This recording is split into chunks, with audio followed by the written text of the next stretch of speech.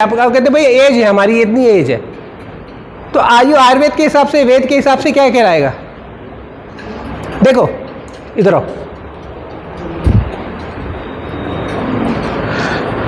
अब इस बिटिया है, ठीक है ना,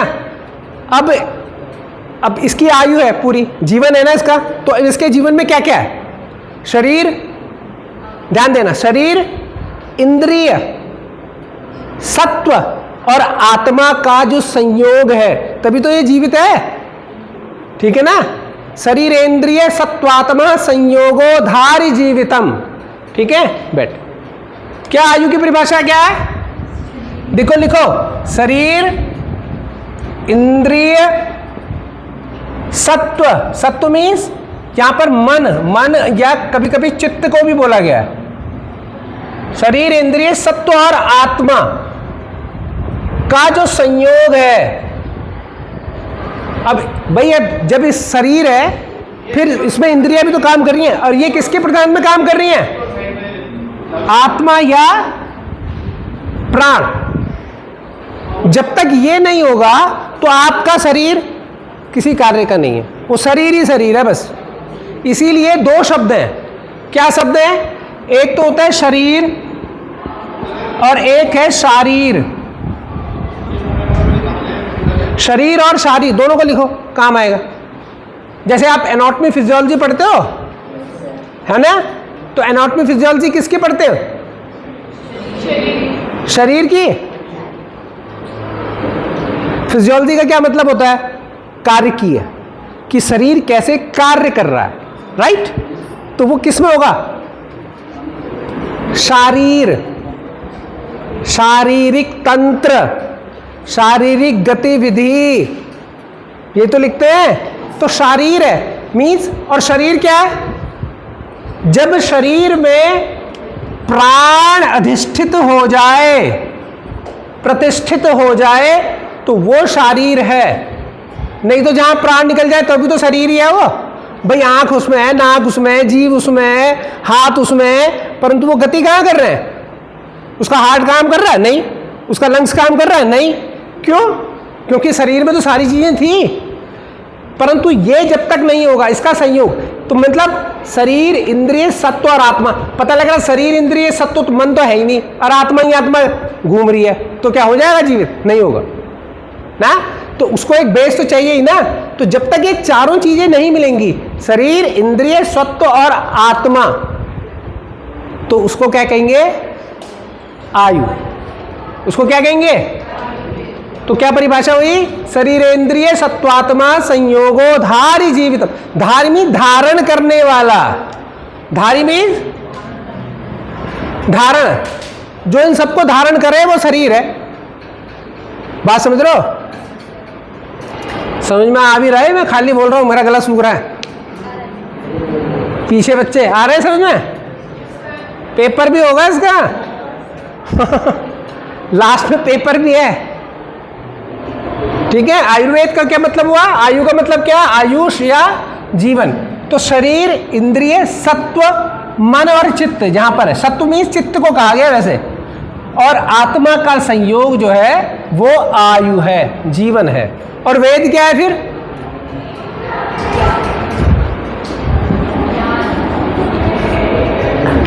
वेद देखो, अब ये ना, ये सब मूल भाषा किसकी है? संस्कृत है। तो वेद विद धातु से आया है। किस धातु से आया है? विद धातु। जैसे योग आया था ना, आपने पढ़ा था योग किस धातु से आया? युज, युज की धातु से आया है। उसके कितने प्रकार होते हैं?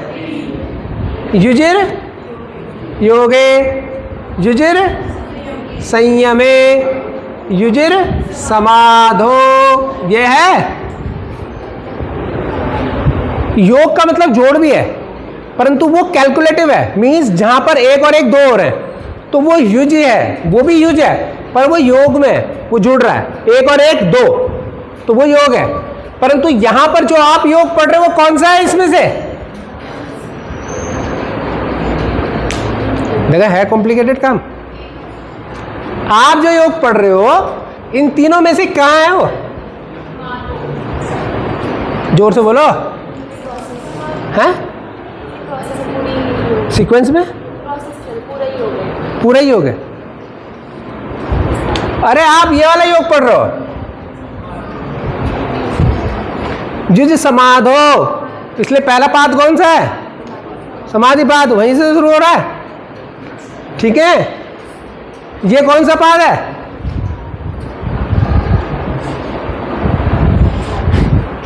ये विभूति पाद है। जब त्रिएकत्र संयम, जब धारणा ध्यान समाधि एकत्र हो जाए, जब एकत्र भी होना, जब भाई ये भाई मैंने आपको कह रहा एक आपका नाम क्या है? सालू।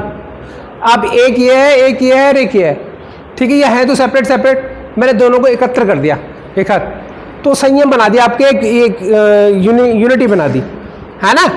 परंतु है तो आप सेपरेट सेपरेट ही। तो वो मीन्स जब धारणा ध्यान समाधि एकत्र हो जाए, एकाकार हो जाए, वो संयम की स्थिति है।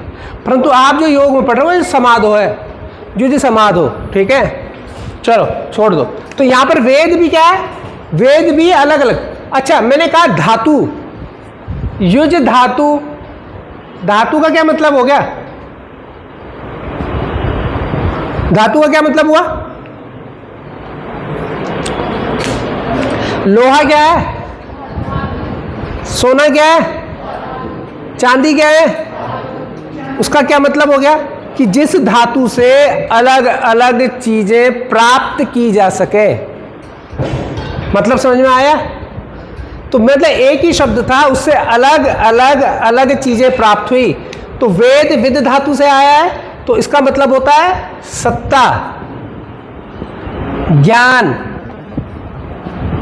प्राप्ति और विचार।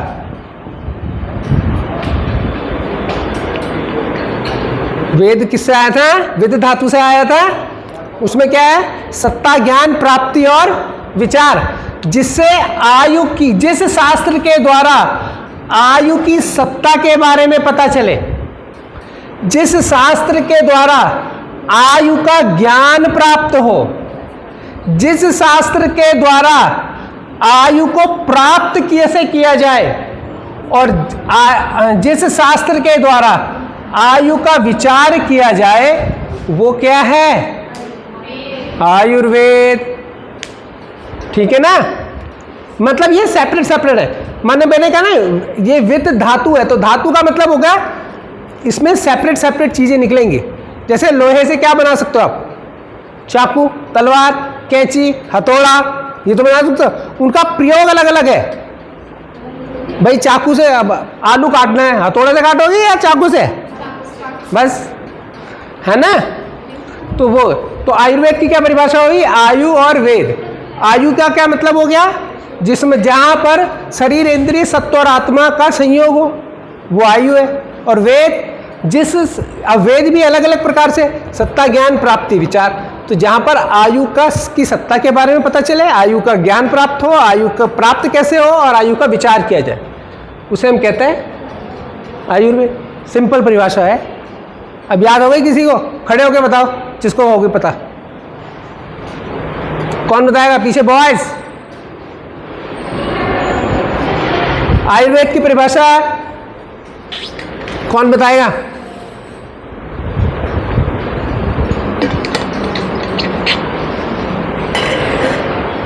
कोई नहीं बताएगा।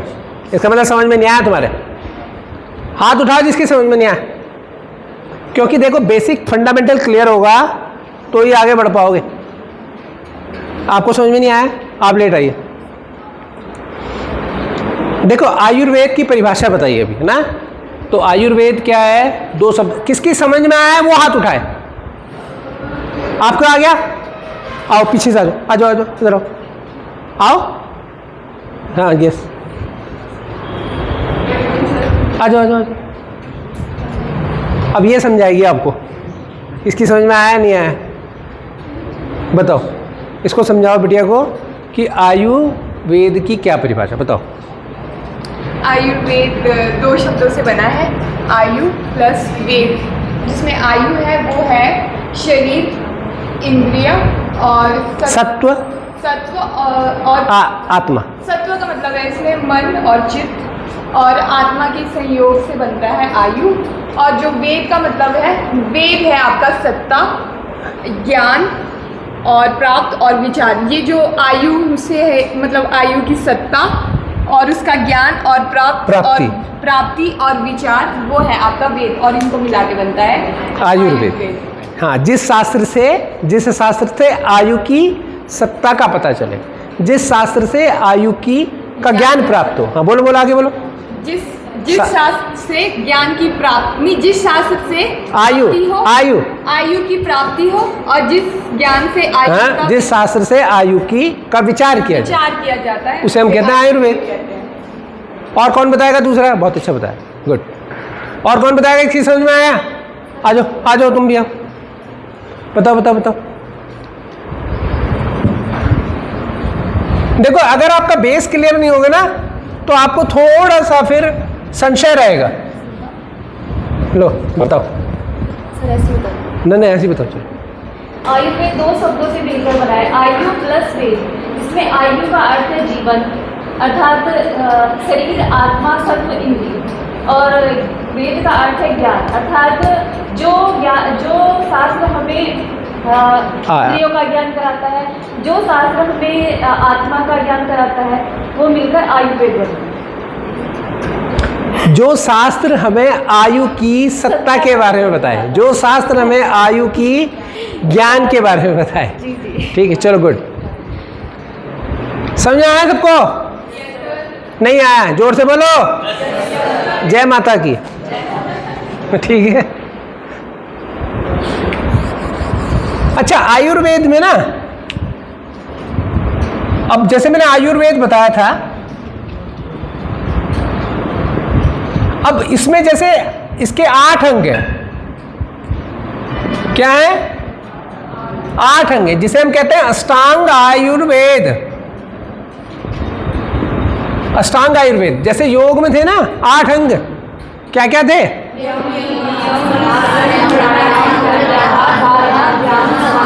गुड। उसी प्रकार 8 आयुर्वेद के भी अंग हैं। ठीक है, तो ये कौन सा है? जैसे काय चिकित्सा, लिख लेना से, काय चिकित्सा, फिर शल्य चिकित्सा, फिर शालाक्य चिकित्सा, फिर कौमार्य, भृत्त, फिर विष,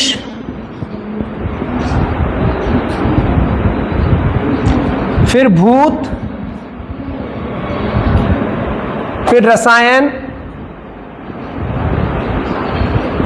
और बाजीकरण। ये 8 हैं। काय चिकित्सा लिखो, बोलो। काय चिकित्सा, शल्य चिकित्सा, शालाक्य चिकित्सा, कौमार्य भृत्त, विष चिकित्सा, भूत विधा, रसायन चिकित्सा और बाजीकरण चिकित्सा। क्लियर हुआ? सबने लिख लिया? अब इसमें जो काय चिकित्सा है, वो किसकी चिकित्सा है आयुर्वेद में? देह की चिकित्सा। मीन्स जिस चिकित्सा में शरीर के लिए औषध, काढ़ा, तेल, इसका प्रयोग किया जाता है, सेवन किया जाए। ठीक है, उसको हम, उसकी चिकित्सा को क्या कहेंगे? काय चिकित्सा। जिसमें ओरल इंटेक करना है, oral intake of Ayurvedic medicine, with the help of this you can cure the body, तो that is काय चिकित्सा। शल्य का मतलब क्या होता है? शल्य का मतलब होता है शस्त्र, जिसकी चिकित्सा शस्त्र के माध्यम से की जाए। लिख लो, जिसकी चिकित्सा शस्त्र के माध्यम से की जाए उसे हम क्या कहते हैं? शल्य चिकित्सा। जैसे सर्जरी होती है तो शस्त्र से कहते हैं भाई, हम पेट काटेंगे तो कैसे काटेंगे? चाकू से, कैंची से, छुरी से, इसी से तो काटेंगे। तो जिस शास्त्र की चिकित्सा में शस्त्र का प्रयोग हो। अच्छा, अब ये क्या होता है? सलाका, सालाक्य को क्या कहते हैं? सलाका, सलाका किसे कहते हैं हम? छड़। किसको बोलते हैं? जिसकी चिकित्सा छड़ के माध्यम से की जाए। जैसे आपने वो देखा है, क्रोसिया सा होता है, एक छोटा सा पतला सा नहीं होता, तो वो क्या एक रॉड ही तो है, छड़ी तो है ना। तो वो ENT वाले को देखा है आपने? ENT वाला कान में नाक में कुछ चीज़ घुस जाए तो कैसे निकालता है? एक पतले तार से निकालता है ना। तो वो छड़ी है। तो जिसमें चिकित्सा छड़ के माध्यम से की जाए, सलाका के माध्यम से की जाए, उसे हम क्या कहते हैं? सालाक्य। और कौमार्य भृत्य मीन्स, कौमार्य कहते हैं छोटे बच्चे को। किसको बोलते हैं? सुकुमार बोलते हैं।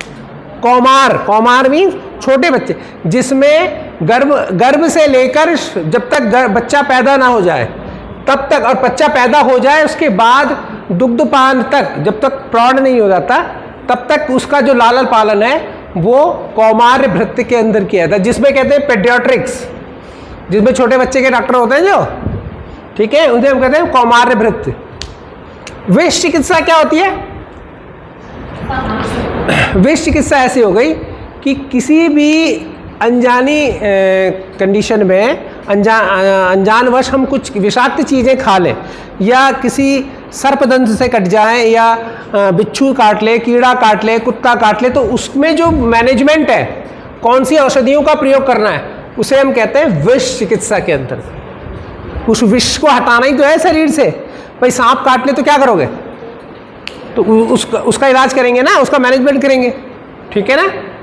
भूत विधा में क्या हो गया? जितने भी मानसिक विकार हैं,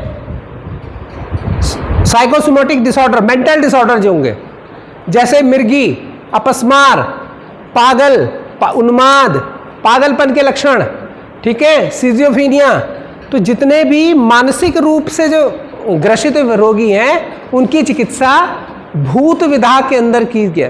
पहले जमाने में क्या था कि अब कोई खाली चिल्ला रहा है कमरे में बैठ के, उन्मादी है, खाली चिल्ला रहा है, हल्ला कर रहा है, तो कहेंगे यार इसमें तो भूत चिपट गया, ऐसे तो कहते हैं ना। तो उसको क्या कहते हैं हम? भूत विधा। तो उसका नामांकन ही वहीं से किया है, भूत विधा, ठीक है। तो इसकी चिकित्सा हम किससे करते हैं? नशे से। जितने भी मानसिक विकार होंगे उनकी चिकित्सा नशे से होती है। रसायन क्या है? रसायन में क्या होता है कि जो भी कमजोर व्यक्ति है, दुर्बल है, ठीक है, क्षीण है, दुर्बल है, ठीक है, तो उसको हम रसायन औषधियों के द्वारा सेवन कराकर पुष्ट बनाते हैं, बल्य करते हैं। तो बल्य औषधियों को, जैसे अश्वगंधा है, सतावर है, मुसली है, कौच है, तो ऐसी चीज़ों को देकर तो हम क्या करते हैं, जैसे इसमें क्या देखो, आपने एक चीज़ देखी होगी, मेल में और फीमेल में धातु क्षय के लक्षण होते हैं। धातु होती हैं, 7 धातुएं होती हैं। कौन कौन सी होती हैं? रस, रक्त, मांस, अस्थि, मज्जा, मेद, शुक्र, ठीक है ना। जो बहुत ज्यादा मोटा आदमी है मेरे तरह, तो उसमें क्या बढ़ा हुआ है? कौन सी धातु बढ़ी है? मेद, ठीक है। और जो बहुत पतला है, दुर्बल है, तो उसमें कौन सी धातु की कमी है? मेद। बात समझ रहे हो? कोई जो बड़ा है उसमें बढ़ गई है वो धातु, ठीक है। और जो बिल्कुल ही हड्डी हड्डी सा है, बिल्कुल पतला, केवल हाथी हाथ दिख रहे हैं उसके, हड्डी के ढांचा सा, तो उसमें क्या दिखा रहा है? उसमें ये मांस धातु की कमी है, ठीक है। अच्छा, कभी कभी क्या होता है, मेल में और फीमेल में एक रजस्राव होने लग जाता है। मीन्स कहते ना कि भाई लुकोरिया की दिक्कत हो रही है, वाइट डिस्चार्ज हो रहा है। मेल में भी होता है और फीमेल में भी होता है, दोनों में होता है, ठीक। फीमेल में क्या होता है, मेल में क्या होता है कि भाई स्पर्म जो है अपने आप ही स्खलित होने लग जाते हैं, और फीमेल में भी ऐसे ही होता है कि वाइट डिस्चार्ज होने लगता है। तो वो धातु है वो कौन सी है? मेल में कौन सी हो जाएगी? शुक्र, ठीक है। और उसमें कौन सी हो जाएगी? अंड, ठीक है। क्योंकि वो धातु जो है, जो स्पर्म और ओवा है, वो बॉडी में डेवलप ही नहीं हो पा रहे, स्टोर ही नहीं हो पा रहे, क्योंकि वो पूरे जो भोज्य पदार्थ है, न्यूट्रिएंट थे, उनका एक्सट्रैक्ट पार्ट था, वो स्टोर ही नहीं हो रहा, जो आपको न्यूट्रिएंट कर रहा था, नरिश कर रहा था, ठीक है। इसीलिए जिसको भी डिस्चार्ज होता है इस कंडीशन में, मेल में या फीमेल में, वो ग्रोथ ही नहीं कर पाता। तो उसमें हम क्या करते हैं? ऐसे बल्य रसायन द्रव्यों का प्रयोग करते हैं, ठीक है। जैसे अब मैं आपको बताऊं, अब इसमें जैसे दोनों में इनको कौन से धातु पौष्टिक, एक चूर्ण आता है धातु पौष्टिक, धातु पौष्टिक क्या होता है? धातुओं को पुष्ट करने वाला, और वो सारी धातुओं को पुष्ट करेगा। तो ये मेल को भी लेना चाहिए और फीमेल को भी लेना चाहिए, ठीक है। अगर जिसको चक्कर आ रहे हैं, कमजोरी हो रही है, घबराहट हो रहा है, सांस फूल रही है, और भी बहुत सारी जो पीरियड्स के टाइम पे जो प्रॉब्लम हो रही है, तो उस टाइम में आप ये ले सकते हो, ठीक है।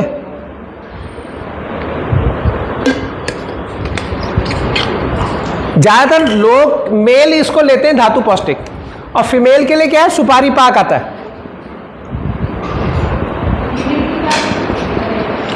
तो ये रसायन द्रव्य है, ठीक है ना, इसको लेना। और ये प्रॉब्लम तो होती है एक दो को, अब जैसे यहाँ 50-30-40 लड़कियां हैं तो एक दो को तो होगी, तो वो ले सकता है इसको, ठीक है। जैसे मेल बैठे हैं तो एक को तो होगी, तो ऐसा कुछ नहीं है। अब बाजीकरण क्या है?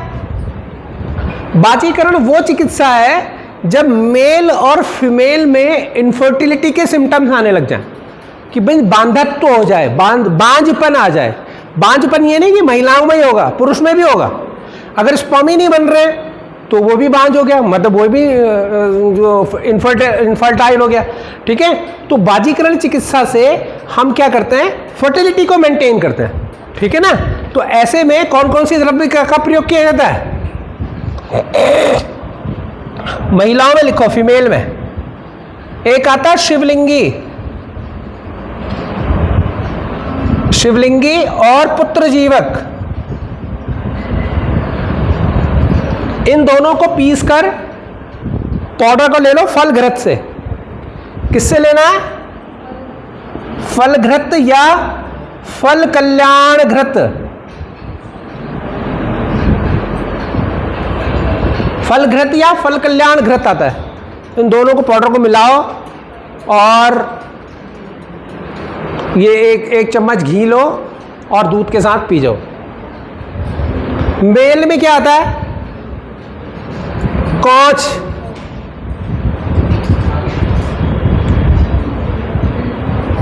मूसली, अकरकरा, अश्वगंधा, ये सारे बल्ले औषधियां हैं, इनका सेवन करना पड़ेगा, ठीक है। तो इसको लेकर आप अपना चिकित्सा कर सकते हैं। परंतु आप सबने देखा है इसमें, इन पूरे अष्टांग योग में पंचकर्म का तो कोई नाम ही नहीं है। बताओ, है कहीं? अपनी लिस्ट देखो, 8 में से कहीं पे पंचकर्म का नाम है? तो फिर खाली ये तो स्यापा हो गया इतना बड़ा। अब सुनो क्या है, जो चिकित्सा है, इसे मिटा रहा हूं, ठीक है। ये जो चिकित्सा है, जो देह की चिकित्सा की, ये 2 प्रकार की है। कौन कौन सी? शमन और संशोधन। क्या है? शमन और संशोधन। ये जो चिकित्सा थी